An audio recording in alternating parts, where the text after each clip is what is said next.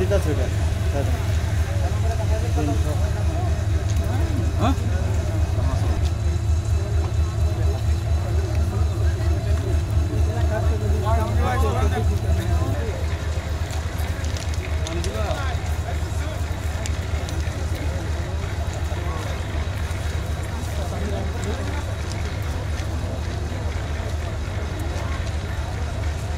প্রায় ২০-২৫ দিন আমরা খুবই অংশভাবে আন্দোলন করে আসছি।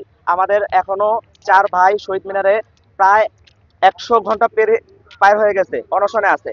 আমরা খুবই অংশভাবে আমাদের আন্দোলনটা, যৌক্তিক আন্দোলনটা আমরা পিএসসি চেয়ারম্যানের কাছে উপস্থাপন করেছিলাম, কিন্তু তারা মানে নাই। আসলে আমরা তো দীর্ঘদিন ধরে আন্দোলন করতেছি, এটা একটা যৌক্তিক আন্দোলন, এটা কিন্তু সবাই স্বীকার করবে, কিন্তু আসলে আমাদের আন্দোলনকে গুরুত্ব দেওয়া হচ্ছে না।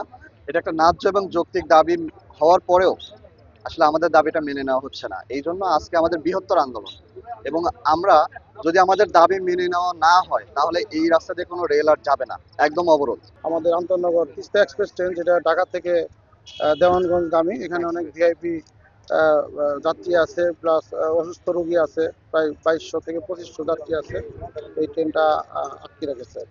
আমরা কথা বলতেছি, আমরা চাই শান্তিপূর্ণভাবে এটা শেষ হয়ে যাক, এবং আমাদের যেন রেলপথটা অনতি বিলম্বে স্বাভাবিক করে দেয়। এটা আমি ছাত্রছাত্রীদের কাছে, শিক্ষার্থীদের কাছে, পরীক্ষার্থীদের কাছে আমার বিশেষ অনুরোধ।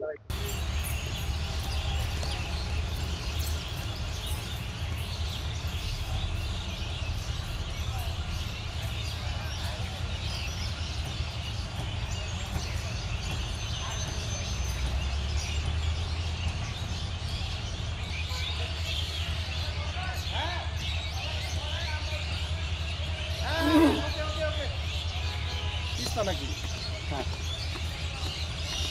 ট্রেনটা ওই দিকে আসছে, কোন দিকে? না এদিকে আমরা ঝামেলা